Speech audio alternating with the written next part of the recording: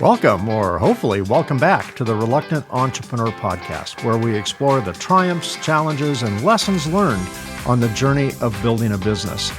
Today's episode is one you won't want to miss as we dive into the lifeblood of every successful business, sales and marketing. Joining me today is Alison Mullins, founder and CEO of Rep Methods, a sales training and consulting firm that empowers entrepreneurs and sales professionals to go beyond simply taking orders and become true rainmakers. With over 2 decades of experience in sales, merchandising, and marketing, Allison has transformed countless businesses by helping them embrace proactive, human-centric sales strategies. She's also the author of The Art of Selling. We make order makers, not order takers, a best-selling guide that has inspired many to elevate their sales game. But this episode is about more than just sales techniques. Allison will share her personal journey as an entrepreneur, how she built her own brand, navigated challenges, and turned her vision into a thriving business. Her insights will offer inspiration and actionable takeaways to help you unlock the potential of your sales and marketing efforts. So, sit back and get ready to learn from one of the best in the business. This is the Reluctant Entrepreneur Podcast, and I'm thrilled to welcome Alison Mullins to the show.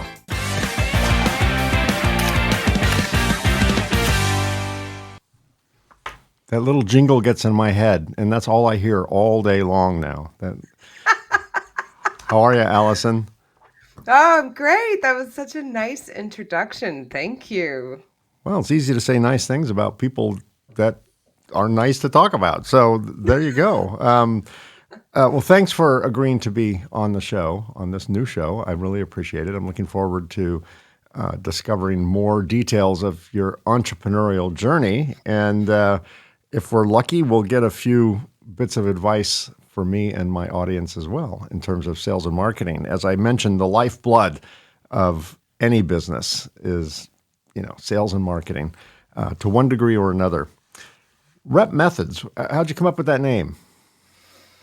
Oh gosh, it came to me actually kind of in a blur and a vision. So this is not my first business. I actually have a second business that was started in 2016, and it's a Alpha Colores creative marketing, and that. Oh, okay. Say the word again. It was an alpha what? Alpha Colores. Oh, So it's yes. Yes. Spanish and Italian word for color. And that name for the business, actually, I was laying in bed. This was back in 2015. I knew I had to start an LLC in order to become this ad hoc marketing contractor for a company overseas. And I wanted to come up with a name that resonated and could be multifaceted for years and years and years to come. So ACCM really was kind of like my first entrepreneurship. And honestly, that's a big root in how I got Rep Methods going as well. So the marketing business has sustained over the last, it's going on, almost 10 years now, which is insane to think. And Rep Methods came about later down the road post-COVID. I took a job, actually became an employee of a company out of New Orleans, and I was killing myself, just absolutely killing myself in sales. I was in the frenzy. I was doing great. I mean, I was a multi-million dollar, a real big breadwinner for this company. And I knew that this just didn't feel like the end of my journey. Like there was more I wanted to bring to the table. There was people asking me left and right about training their salespeople. I had clients coming to me and saying, when can you come and work with my people and teach them what you do? Like you're just incredible. It was it's humbling and to be in your ego, right? And think that you're amazing at something. And it's often very difficult for me to boast about success. But that is one thing that I am very good at is sales. And so I actually ironically took an online little 1-hour free session from Grant Cardone, which might make a lot of people laugh.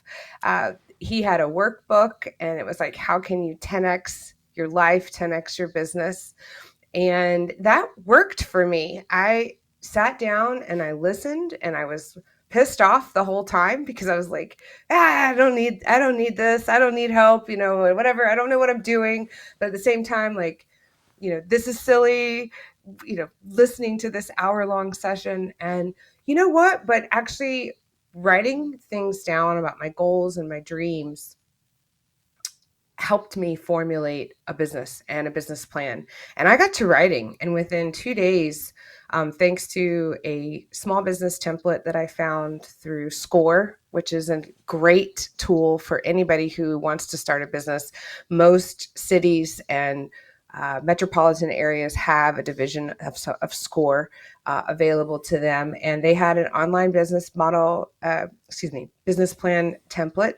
And rep methods just hit. It just came because I've been a sales rep in an industry for 15 years. And even my previous industry work, I worked with sales reps. So rep methods, the methods that I used to become successful, just became this entity. And so it's a long, short story because there is another business model in play here, because I had some experience with growing sort of this undercover business for a very, very long time that is not something that was public. And then I decided to branch off to become this very public brand and become an author.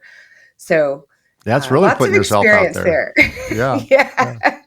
Let me ask you about, since we're on the subject of reps specifically, I wasn't planning on getting into that because that's kind of down the rabbit hole. Not every company uses reps. Some use distribution, some go direct sales, et cetera.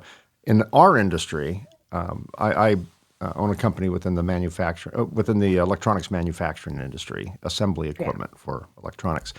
And it's heavily, at least within North America, heavily a domestic or a rep model. And overseas, it's a distribution model, but that's very similar to rep. The role of reps over the years, I started my business in 1992, before the internet. So the typical day spending with a rep, we call it windshield time, is to get in a car, there's 6 appointments or 8 appointments, and we go from company to company, walk into the lobby, hand a box of chocolates to the receptionist, walk through the cubicles, drop into Harry and Sally and Betty and Bob and how your kids, how's the dog, and and drop a line card. The trunk is always filled with samples, and this all ringing a bell. And that's my life. That's been my life. Well, then the internet came, and over the course of the last 25 years or so, those visitor lobbies have shut down. Sally is no longer a receptionist. There is no receptionist. You need a key card to open the door. No one sees you anymore, for the most part.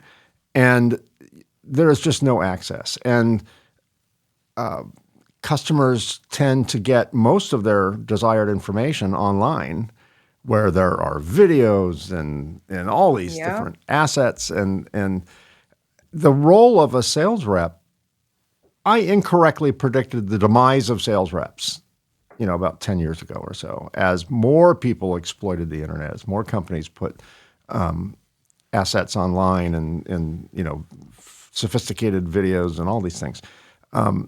So I prematurely predicted the death of sales reps. I think the role of sales reps has morphed from the bird dog, the person who brought you leads, like a cat that finds a mouse in the garage and brings it in the house, and look what I have. They were the ones that primarily were responsible for chasing down any leads you gave them, and more importantly, bringing you new ones, to a different role. They're, in my world, they're more of a consultative role now. They're the bird dog that knows what the company's really looking for and knows the personalities and helps you navigate that. It's different today and still vital. Is that your experience as well?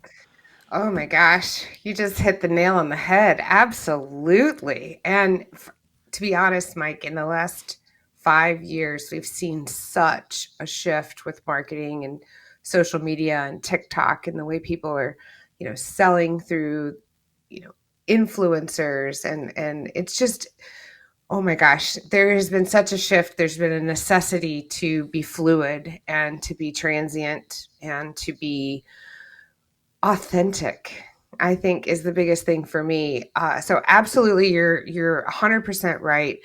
For me, what I write about and what I try to teach is the art of relationships. So, my first book, blah, blah, blah, it really was written for the sales rep, Art and of selling, the art right? of selling. But Yeah. it's, you know, I try to prove to people all the time that for me, sales, it's not about the 7 steps to a sale. It's not about some of the old corny training methods that many people before me have been very successful with.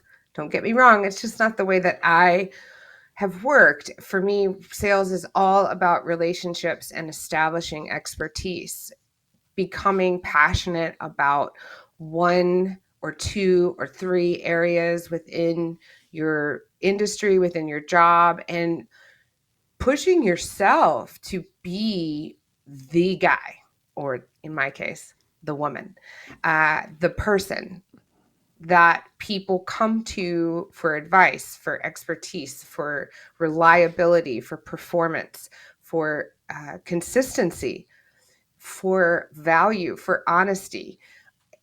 The formulation of a sales rep in that role transcends any 7 steps to a sale and closing a sale. Um, so my role as a rep, and I am still a rep to this day, I work in contract on a small time basis for an Italian producer. I travel A to, tile company, right? Or well, or they're a stone a company. stone company. It's Yeah. not, yeah, it's not a tile. We're not in the tile business. So I actually work for a quarry group, a Mm. family in Italy, very, very specialized. I wouldn't just work for anybody. And when you work for Italians, it's just a different mindset than a corporate America type of job anyway. So they have hired me to do what I do best, which is business development, which is a different type of selling. Business development is creating awareness, creating relationships, creating passion, building a brand. And I get to do that to this day in a couple of major cities. I get to handpick what I work on, and the areas of the country that need me the most right now for us is South Florida, Atlanta. I'll go to Texas. I spent a lot of time in the southeast of the United States. And companies in the past, that's what people would approach me for. It's just one of the strengths that I have. It seemed like I have a talent for always starting in a new territory. So I also correlate the type of sales rep work to being somewhat of an FBI agent nowadays. I mean, we have LinkedIn, we have a lot of online resources about finding out who the key players are within any business. But in my line of work, exactly what you said, the receptionists aren't there. People don't want to see you. Sometimes people are working from home. It has made the job of a sales rep that much harder because you got to have a really good reason to sit with someone and have a conversation with them. B, your expertise is just infallible at this point, because if you aren't worth a damn, you're not going to get to see anybody. So for me, the changes over the years have become so much prep work and so much investigation prior to actually like hitting the road. Whereas I think even 10 years ago, it was nothing to get in your car, just stop by a few businesses, make Yeah. some social calls, blah, blah, blah. It's just not the same anymore. It's a lot harder work. Yeah, I agree. I think in many ways it's harder in exactly the ways you're describing. And in other ways, it's easier in that we have more tools digitally to to show a value proposition or who we are or why, what we make and behind the scenes and things like that.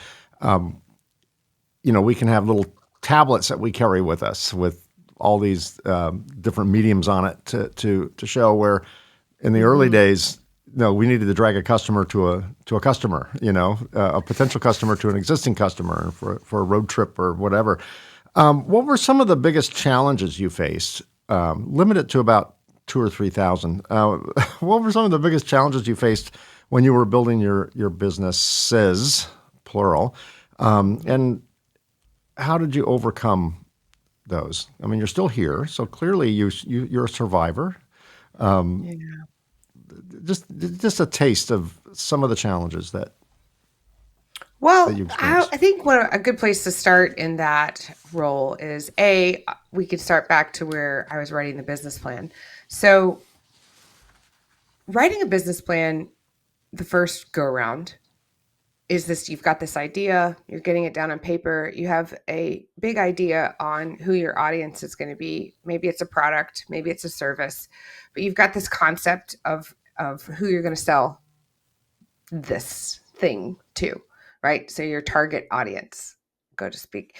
For me, one of the hardest challenges that I had to overcome is the people who asked me to start this business have not followed through with being the supporters behind my business. And I think one of the biggest pieces of advice that I could give any entrepreneur starting out is to remain fluid and paying attention to the data analytics that are provided to you, who is responding to you. It's not always who you want it to be. So who my target audience began with, and I can happily say, I don't mind being transparent. So I'm in the services industry. I'm kind of a known person in the industry. I'm certainly not been around for ages and ages and ages, but people know who I am. And the fabricators, so these are trade organizations who are actually like the boots on the ground installers and the people who are machining stone equipment.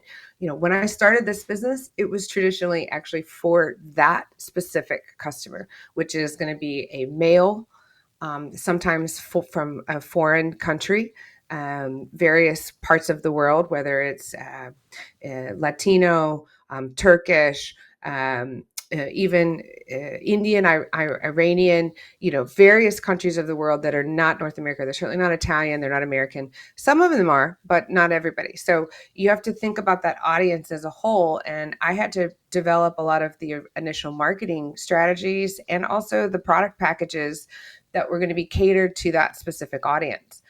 I found out relatively quickly, I would say within the first 9 months of operations, that the community I had built this for was not responding. It was not working.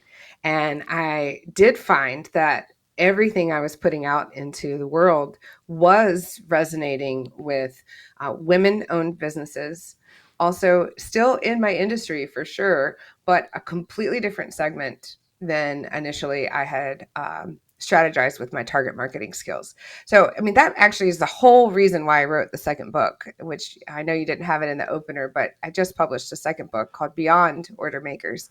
And it addresses this point to a T about how to really visualize and project who your audience is and knowing your value propositions, which is just, those are marketing terms. A lot of this is marketing stuff that I learned in school. I've had coaches along the way, but truly being able to shift and move and mold exactly where you are getting the responses is part of the only way you're going to succeed.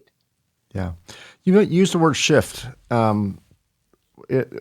When I was working on my book, I had a working title, which never made it to press. And the working title was Shift. Or I think I was going to get cute and call it Shift Happens.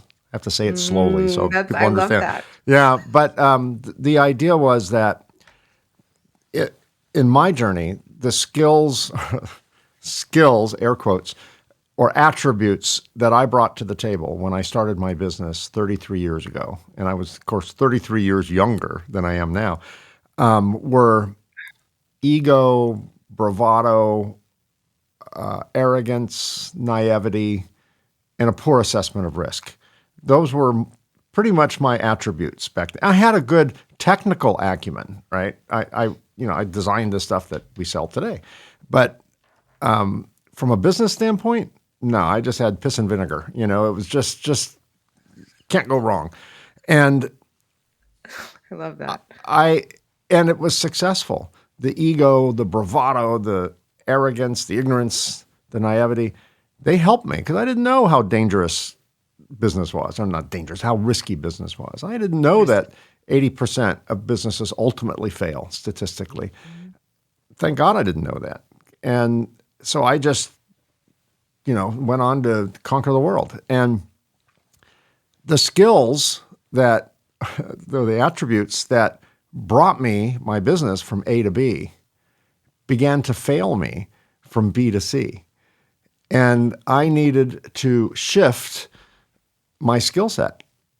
And I think a lot of business owners, entrepreneurs, founders, managers, et cetera, rely on the skills that serve them well and scale their business up to a point where new skills are now required. And they don't change because, well, it worked. It's always worked. And they don't adapt. And, they're still knocking on doors when everyone's on the internet. They're not changing. And I'm wondering, your business is not 33 years old, so you don't have the 3 decades of perspective yet. You will. Yeah. But have you had to, from the time you conceived your business, well, clearly you have, because you shifted from thinking that you're going to have, old Turkish guys as your customer, and now all of a sudden it's women and not just Turkish and Italian guys. So clearly you had to shift to that expectation and probably conversation style and all of these things. But are there other things? Are there other things within your skill sets, within your attribute list, within your toolbox that you've had to kind of change out in the shorter time that you've been in business? Well, for me, it's listening. So I was going to bring this up earlier because this is also something that I believe is the only way to be great in sales is to be an active listener. And the same thing goes with the shift in your audience. You got to be able to read between the lines. And I think looking at response rates, analytics, if you don't know how to do these things, there are people out there that can help you. So there's a 2-part conversation to that. A, you have to be willing to ask for help and hire, people who do know what they're looking at, which in direct response to what you're talking about the ego, right? That's hard for some people to do and admit. They think, I've got this. Mm-hmm. I don't need blah, blah, blah to help me. I don't need any help. Yeah. I don't need any help. I can do this all by myself. That's I don't know if I'm allowed to curse, but bullshit. Yeah. Hey, if you're going to be an entrepreneur, if you're watching this or listening to this and you're thinking of starting a business, take cursing lessons because you're going to learn new words. Yeah. And I got to tell you, if you're not willing to seek resources and help, you're probably going to fail. So, having coaches in different aspects and listening and having people who can help you with SEO and reading analytics and understanding, because we have to be able to read between the lines. So for me, that was product packaging shifts. Like in my world, I sell a few things. I sell my speaking abilities.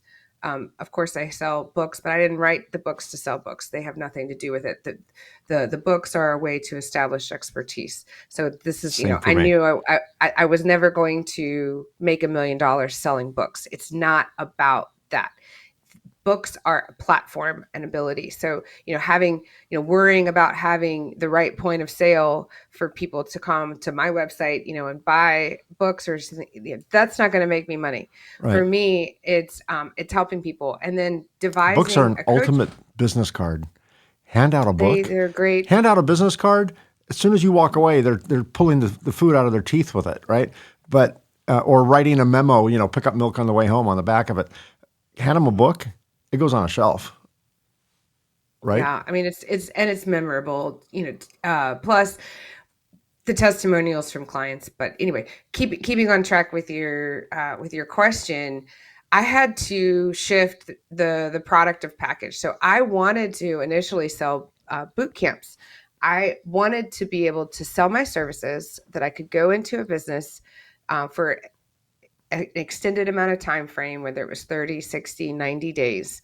And that was the initial business plan, to be able to, as a consultant, like you said, so sales repping as a consultant, to be able to go in and be able to help these businesses take the time and invest in me to help their salespeople and to get things sort of on a different planier level.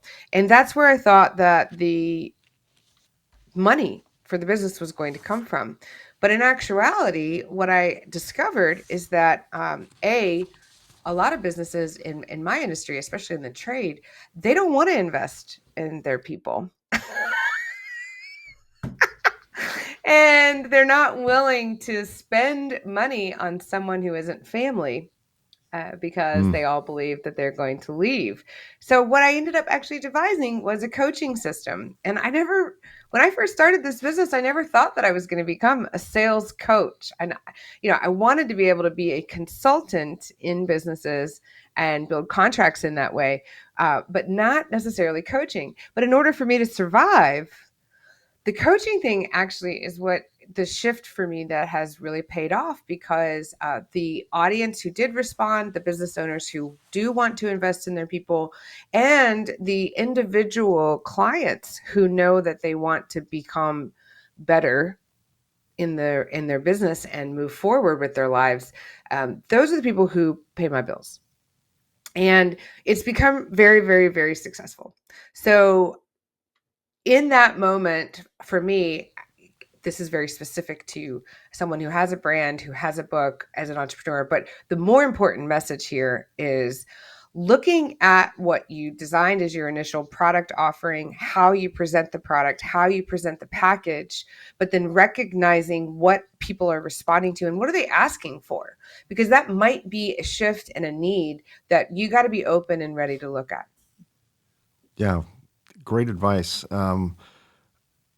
You talked earlier about, well, you are a coach.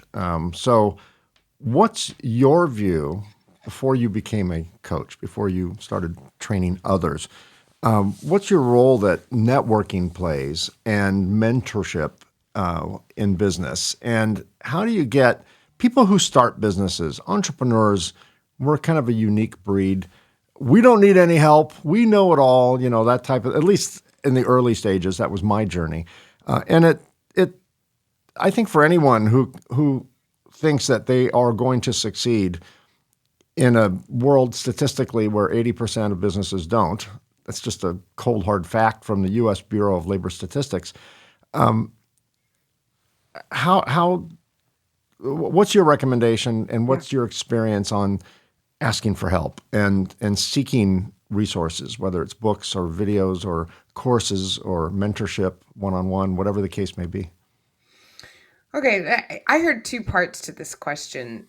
The first part of it is how important is networking in being in business, and whether you're not your business is designed. I don't care if you sell smoothies, if you open a smoothie shop, you want to be a cafe owner. Um, the heart of any sales is in proper networking. We can't expect We can't have an ego to believe that people are just going to show up at our door. You can't have an ego to believe that TikTok videos are going to bring business to a brick and mortar. Or if you're a consultant, that people are going to find out about your services and sign up.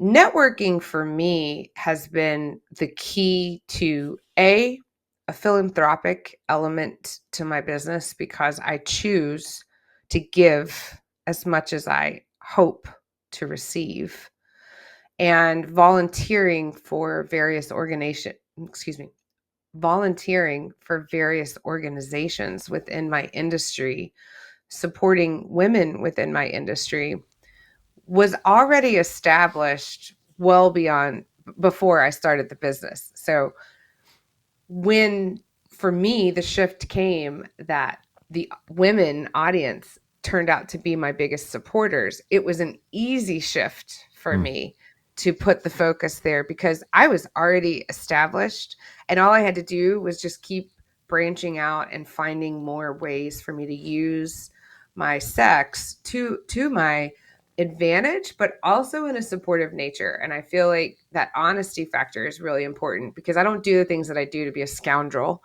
to try to like drum up money. I do them because I love what I do and I really, truly want to help people. So I personally belong to, at least 6 women's organizations within my industry as a whole. So the National Association of Women in Construction, Women in Tile, Women in Stone has been the lifeblood of my business, and that's a division of the National Stone Institute. I work with the women in floor covering industry, Wi-Fi, and I also help out with the women of the flooring business. Now, in those roles, I have served on several committees, and I learned all of this while being a sales rep because I found that the biggest way as a manufacturer's rep, as a rep in my industry many, many years ago, the key to the people is giving of yourself and people learning your face, learning that they trust you. You're not just some random person that shows up for events. You're not just getting drunk on the cocktail hours. Like you're actually like dedicated and involved. Well, I wouldn't say that last part is overrated. I wouldn't say that, but Yeah. Well, not at the exclusion of that anyway. Yeah. You hit some really key points. I'm a big believer in if you're in an industry, be in that industry, be in it, be in out in front of that industry. And I'm in the electronics manufacturing industry, and we have a couple of trade organizations, and I'm on the board of directors of one of them. I speak at conferences and chair conferences and volunteer. And, you mentioned earlier in your world, my world. people know who you are in your professional world, right? You're the tile person people know. You're the stone person people know, I should say. Stone. Yes, I know. I keep saying tile, but that's what happens when you talk to a civilian about quarry stuff. Yeah, it's all it's tile. No. More than that. But Construction. I'm a woman in construction. A woman in materials. construction. But you mentioned, people know in your industry who you are. Same for me. In my world, people know who I am. And once I think the more you do that, the more you become known in your industry. And I hate this word because people have hijacked this word, but you become an influencer. And I'm not talking about a TikTok Kardashian influencer. I'm talking about an authority-based influencer. People get used to seeing you. They get used to hearing you. They get used to seeing you at events and giving advice and mentoring and whatever you're doing and all the networking that you do. And they. I want to hit on the mentoring thing. Don't let me forget. Yeah. Okay. But they then equate that, hopefully accurately, to authority, meaning you know what you're talking about. You're the person. It's that expertise. Exactly. And you become a recognized expert. And you can't buy that. You cannot run enough ads in trades or build a website strong enough to make people think that you have authority. You have to earn that authority with them. And the way, at least in my industry, at least in, I think every industry, I think all over the world now, young people shop differently than we did. When I grew up, and in the first several years of my business, there was no internet. So it was trade magazines and ads and little circle the number, send in a bingo card. Eventually someone will send you a brochure in the mail. It was a very slow process. You made a long distance call, to the manufacturer to ask for a brochure.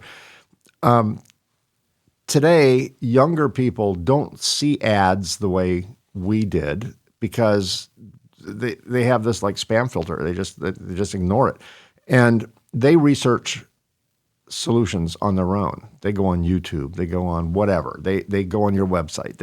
They do the search engines. They go Reddit. on Chat GPT or Reddit threads or yes, or Discord threads and all that stuff. And they search their own answers, and there's answers out there. And then they call you, maybe, or email you or whatever. It's different today. It's a lot more self-service today than it was before. So the tools have to be put out there for potential buyers to see your message, to see your value proposition, to throw terms out, and they have to discover it. And when I call that guided discovery. When they discover, hey, this person's talking about a problem I have in the stone industry, and the person knows what they're talking about. Then they start seeing the work you've done, and then all of a sudden they fall on their sword. And to know we got to hire Allison's company. There's no one better than Allison's company, right? They come up with that. Yeah, and I love the thought of just staying in your lane on some of that stuff too. Like that's where I go back to like what we were first talking about picking something and becoming the best at it, right? Like I've always considered myself being a jack of all trades, master of none. People laugh, like I DJ'd a New Year's Eve dance here in my local community, and one of the ladies on I my could just see it, with the record. One of the ladies, I know, and I probably look like Susie Homemaker or whatever, and people are just like, they're like, what? You don't, anyway, stuff like that. But the truth is that you can be a jack of all trades and a master of none. Just pick something that you really want to be great at. And if you build it, they will come. But, and going back to the mentorship thing, I have an affinity for mentorship programs. They just mean the world to me and have for many, many years. I've been a mentee multiple times. I get the pleasure of being a mentor now.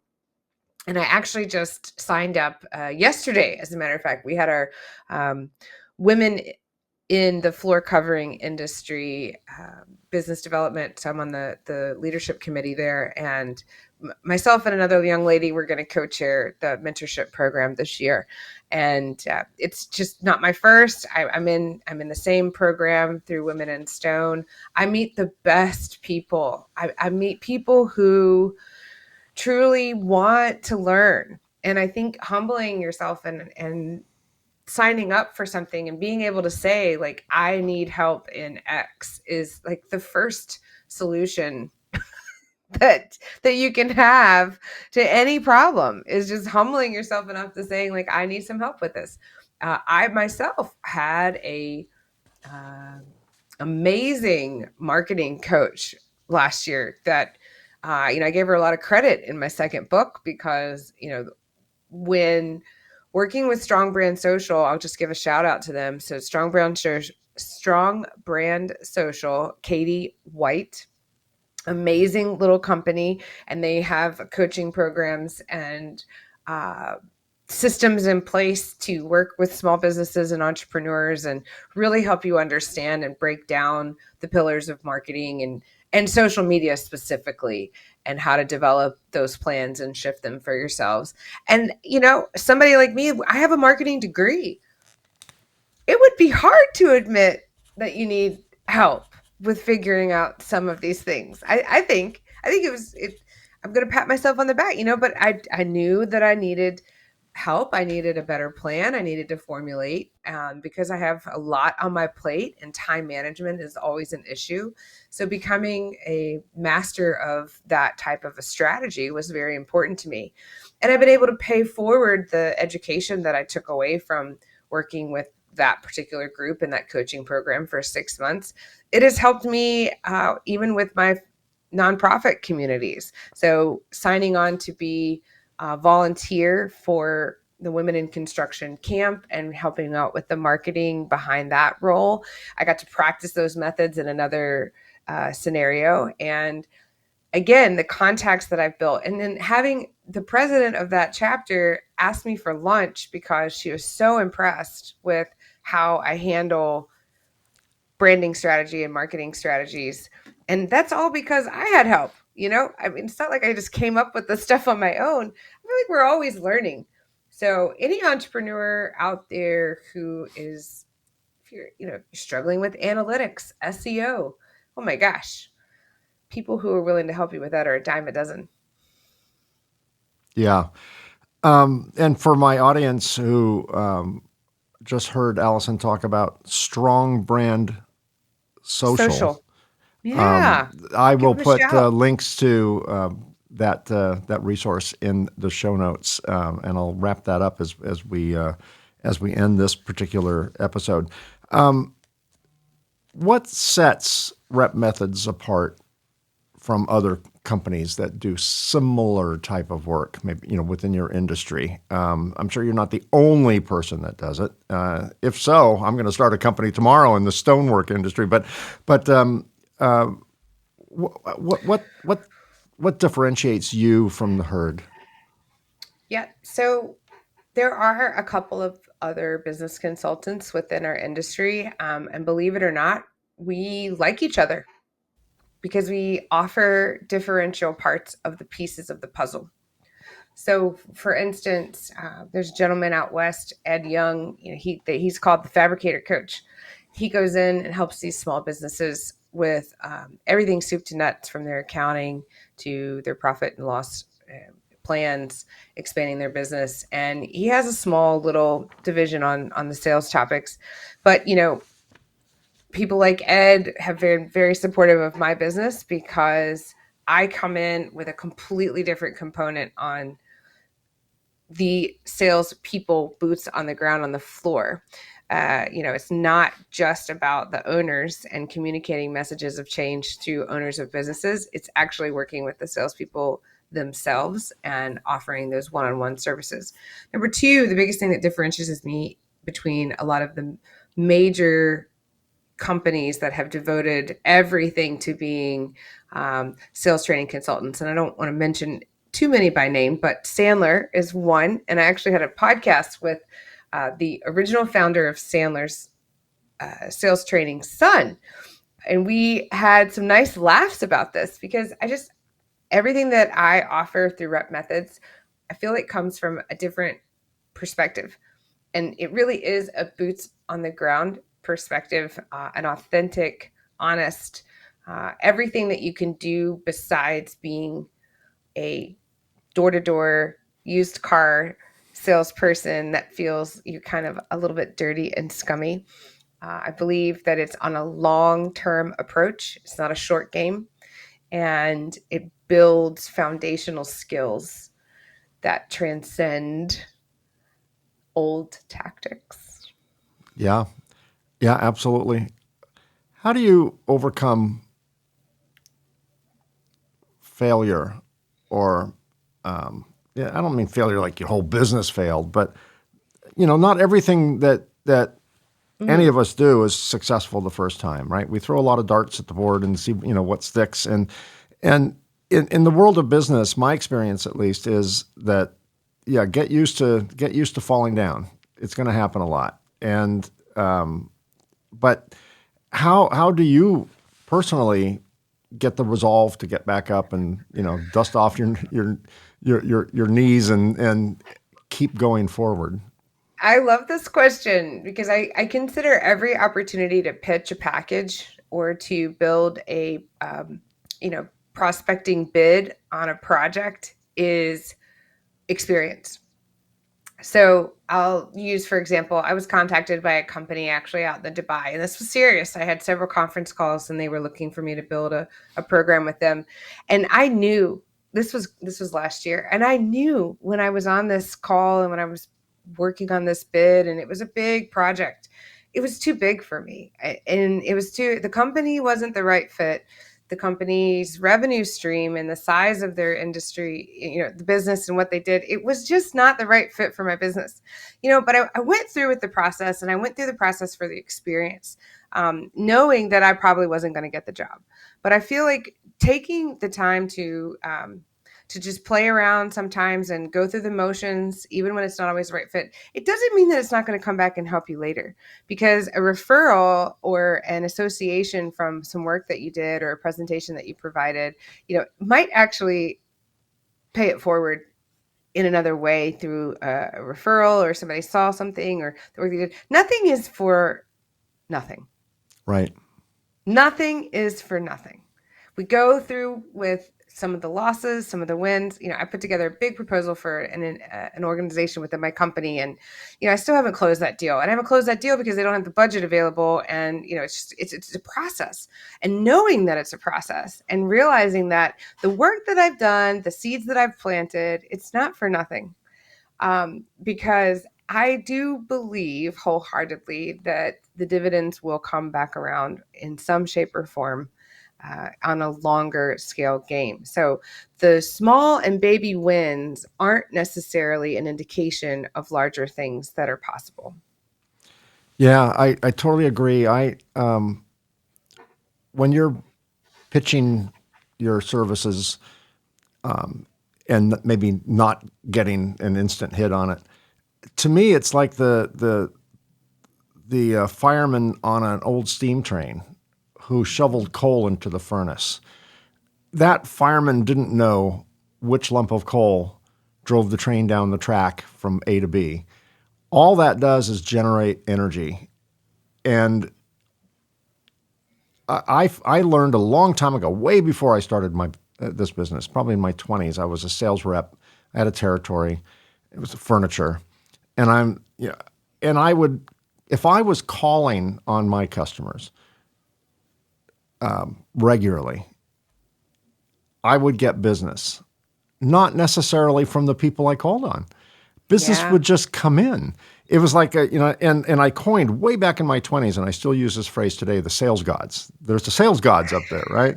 And they keep track of stuff like that. And they're like, oh, this guy's okay. He's earning credits every time he knocks on a door, and gets turned down. That's still a credit, and good things would happen. And if I had a lazy week, if I went to the arcade back in the days of pinball arcades and blew my commissions and quarters on pinball, then I would not get orders. And it was tied directly to effort and energy. And the same has been proven to me in business, that if we're doing the effort, even if we're not very good at it, even if we're maybe missing the mark a little bit, things still happen. It's still coal in the furnace, right? We're making steam. The train's going down the track. So you literally just described chapter 14 in my new book, and it is one of the hottest topics that I'm talking about this year, which and I haven't read the book, so yeah, I'm going to have to read it now. But you literally just described it. Well, I also just published a blog on the website, so we can maybe that would be a good link for your audience. We should put a link to that particular blog. It's called Manifestation and Selling. And it got a lot of hits on a press release recently as well. And it's a topic that I'm speaking on at a conference next week. It is going to be a hot topic for 2025. But manifestation and selling is all about exactly what you just described, which is doing the little things and breaking down and forgetting about big goals, forgetting about big, lofty, like I've got to hit, $500,000 in business this year. Forget about some of these big, lofty things and actually make these tiny little bite-sized goals for yourself that you can do every single day. And exactly what you just described, the sales gods will reward you, because by just these little tiny pieces, I talk about the snowball. Like, listen, the snowball can melt. It's snow, but it also grows. The more it rolls along and picks up more and more and more snow, the snowball gets bigger and bigger and bigger. And it might shrink a little, but as long as you just keep rolling that snowball along, we're just growing and growing and growing and growing the opportunities for ourselves. And buddy, you just hit it. That is exactly one of my biggest takeaways. I did read when I was doing my research about the Manifest blog, and I picked up on that word because I'm without sounding too crazy. I'm a big believer that we manifest things. We can manifest our success. We can manifest our destiny, and it's a question of setting the intent. One of the mentors I worked with helped me with decision making and about how to avoid fear-based decisions and how to make the right decisions. Say we're at an intersection and we have to go left or we have to go right. And we don't know which is the right decision. Going left seems to be the biggest payback, but I don't know. We don't have enough time or money to go left, so we're just going to go right. And she said something amazing to me that's so simple, like duh, but until I heard the words, it didn't make sense. Well, what if you had all the time and the money? Then which decision would you make? Well, clearly we'd go this way if we had all the time and the money. Okay, stop there. That's the right decision, right? Now that's the right decision. It's like, yeah, but what about the time and the money? Nope, stop. It's the right decision. Once I got it in my head that, yeah, she's right. That is the right decision. Guess what worked out? The time and the money. Yeah, But absolutely. but if I let time and money, in this example, block my realization that that's the right decision, it's the wrong decision because I don't have the time or the money. I will never have the time or the money because I've already manifest that it's the wrong decision. Once I realize, no, it's the best decision, clearly. Yeah. The time and the money work itself out. It's strange. Resources. Just The resources. resources in work general. itself out. Something happens. Yes. All of a sudden, it's not as big as a resistance than it was before. Once I realized that's we got to figure out how to do the time and the money because that's the right decision. And we can manifest that once we set our mind to it, and then things work out. Some people might consider manifestation to be a very woo-woo topic. Yeah, You know, a little it might hocus actually pocus, new a little agey. hocus pocus, Yeah, a little uncomfortable for some people. yeah, But in my, like you said, you hit it on the head. I still remember when I'd be traveling out on the road, searching for sales. I'm out boots on the ground, and I'm a frenzied salesperson. I want to hit big numbers, and I never want to be without sales. It's just a natural habit. And I still remember the days that like nothing was going on. If I just left the office and got in my car and started going out and visiting customers, stuff started happening. Like if it was just dead, I'm talking about like no emails, no phone calls, like things just aren't happening. I'm making phone calls and nobody's answering. There's just like, it's just dead and nothing's happening. The best thing I could do was get in my car and drive and start just going through the motions. And before you know it, it was like a faucet got turned on. And I truly believe that it's just because I'm not focusing on the negative, and I'm just still getting out there and doing what I do best and doing my job and just being who I am. And when that is happening, all the good stuff yeah, is still rolling in. yeah. I 100% agree. I've had that same experience. Two last questions. Number Yeah. one, what advice would you give to someone who's contemplating starting a business, but they're just a little uncertain? Oh yeah. Well, I mean, the biggest thing for me is financial. So I was really blessed because I had, like I said, I was an awesome $1 million salesperson. So I had banked quite a bit of money. And I truly believe that nobody should start a business. I mean, because mine's not even like, this is not even a brick and mortar. I'm working out of my home. And I can't go, I had about $100,000 to invest in starting a business, and it was barely enough. Was barely enough. So I think people don't talk enough about like they sort of skirt around these questions and about equity and investment and how much should I have in the bank really to start a business. And the truth is, without investors, if you're going about this on your own and you don't have some magic private equity firm behind you to give you money, and invest in your company, like I firmly believe that you got to have 150 grand to throw away. Yeah. I don't know how you feel about that, but No, I had, this was back in 1992, so today, money's worth more today, but I had 70,000 that I had borrowed from my father, and in 4 months it was gone. 4. Now I got sued by my former employer, so my dad's money went to the lawyer, but we got down to zero. We got down to the point where I'm scavenging through garbage cans looking for stamps that weren't properly canceled so I could tape them to new envelopes and reuse them. This is before the internet. I mean, we got down to zero. And I would say that probably 85 to 90% of all the challenges that I write about in my book were all financially related. And every bad decision I ever made was made through the lens of money or lack thereof. So it's not even just about the money in the bank, but I did some things in advance of starting my business that really, I think, helped save me. A, I paid off my car.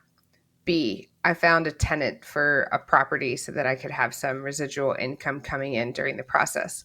C, I picked up a part-time job in the first couple of months.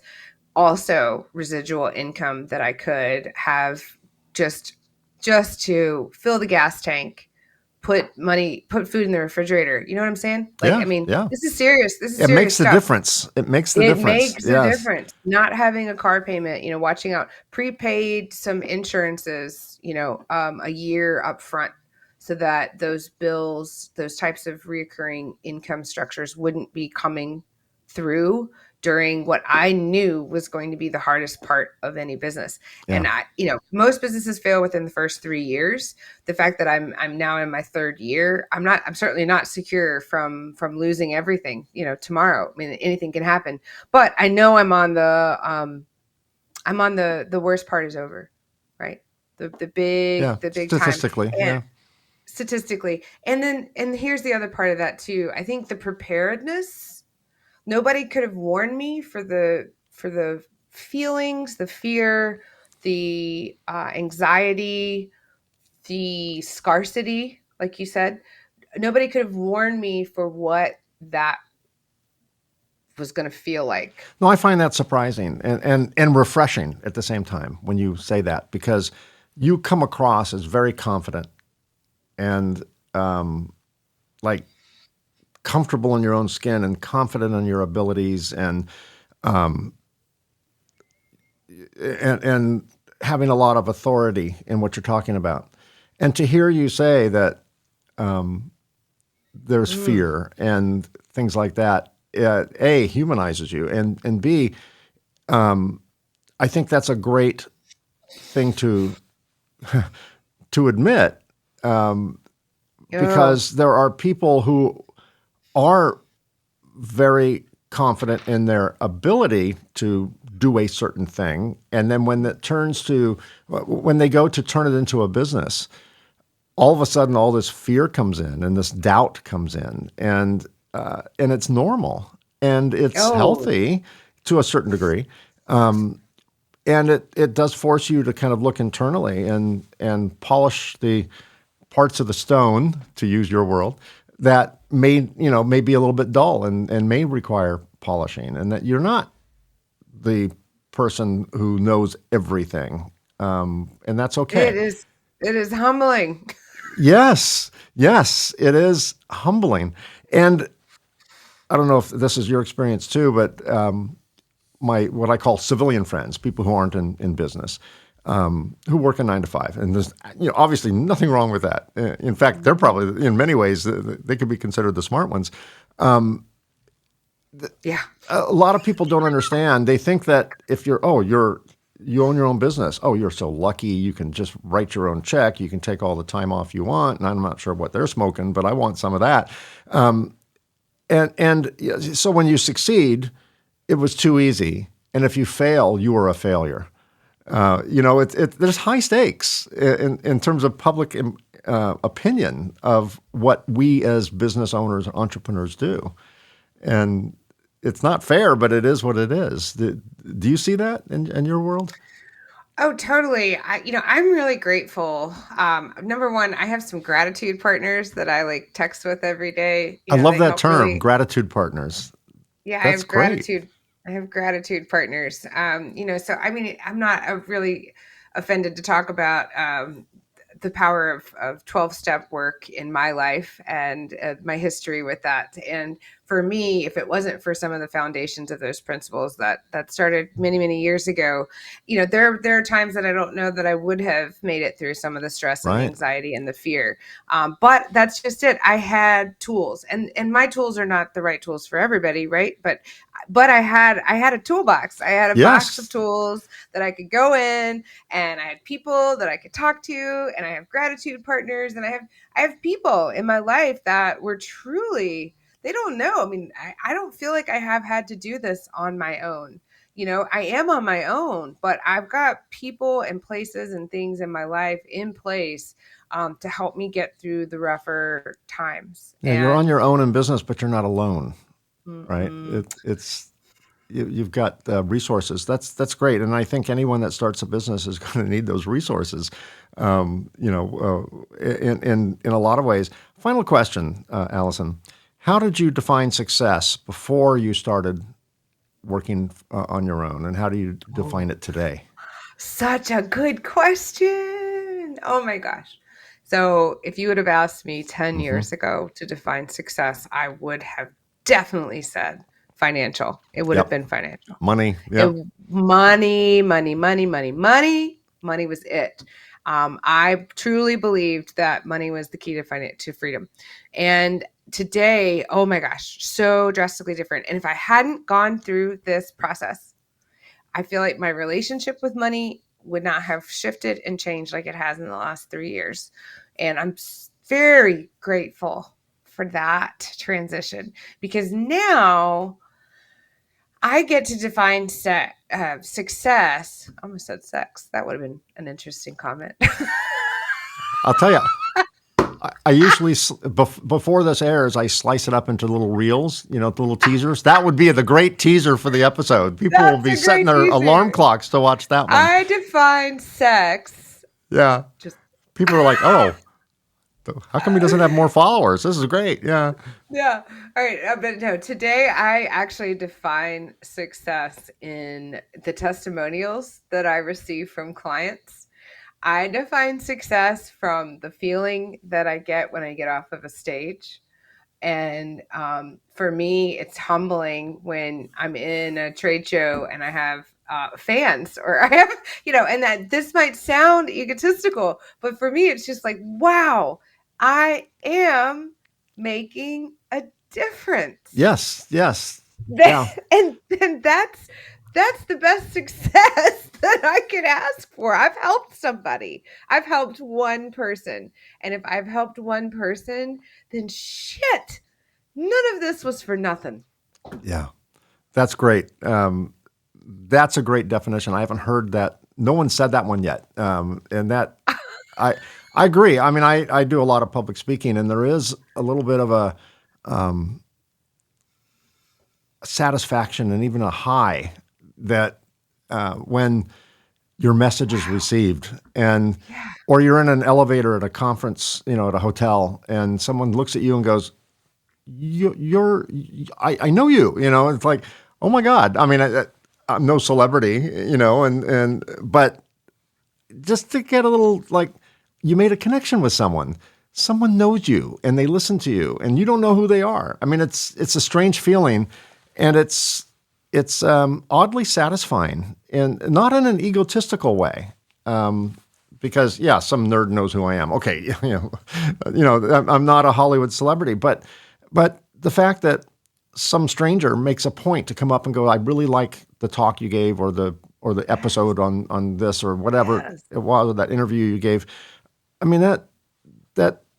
reinforces that it closes the loop. It's like, because you put stuff out, and at some point particularly content creators, it's like, is anyone out there? And then Is when you anyone get that, listening? when you get that kind of closed loop confirmation that, it's being received, and Yes. there's some value there, that makes me feel good. And I think Yeah. that's one of the benchmarks of success. To me, success also is, I would have said money, 100% would have said money. And now I say freedom, because freedom's a little bit of a cheat answer, because freedom usually involves some financial resources, right? I mean, but it's not all about money. It's about being able to do what I love to do, being able to make a difference in the world, and being able to have the resources to be able to do that. Is, to me, that's the ultimate success. Well, Alison Mullins, thank you so much for sharing your wisdom and your journey with me and my audience. I really appreciate it on this fledgling little podcast that we're doing here. And I hope it's good. I hope it was good. it was great. It was great. And for my audience who would like to get more information on Rep Methods, I'll have the link to Rep Methods in the show notes. If you're watching this on YouTube, just look down here and click Show More, and you'll see that. And also the Strong Brand Social link will be there, and so will links to the Art of Selling and the newest one, Beyond Order Makers. Yes. Beyond Order Makers. That will be there as well. So that book is designed for the entrepreneur, Mike. That is the one. Okay, you heard it here first. I'll have links to those items in the show notes. So if you're listening to this on your favorite podcast app, once you pull over and it's safe to do so, don't do it while you're driving. That's our PSA for the day. Then look at the show notes and you can get more information on everything we just talked about. Alison Mullins, Rep Methods, thank you so much for your generosity and sharing your knowledge and your experience with me and my audience. I really appreciate it. I really enjoyed the conversation. Thank you, Mike. I did too. I appreciate you. Well, that's a wrap. Thanks for joining me on this episode of the Reluctant Entrepreneur Podcast. A special thanks to Alison Mullins for being my guest on the show today. The Reluctant Entrepreneur Podcast is available on all major podcast sites and on the Reluctant Entrepreneur YouTube channel. We've been busy recording future episodes with fascinating guests, so don't miss out. Subscribe to the podcast to be notified when new episodes are released. We release new episodes on the first and third Tuesday of every month. If you're an entrepreneur and would like to be a guest on the show, please let me know. Visit mikeconrad.com/podcast and apply to be a guest. Just remember that's Conrad spelled with a K. And if you'd like to reach out to me, my email address is mike@mikeconrad.com. Again, that's Conrad spelled with a K. If you're interested in my book, The Reluctant Entrepreneur, Anatomy of a Business Startup from Uncertainty to Unstoppable, it's available as both a paperback and a Kindle version, both available on Amazon, and as an audiobook, available on Audible and Amazon. Thanks again so much for listening or watching. Until I see you again, be unstoppable.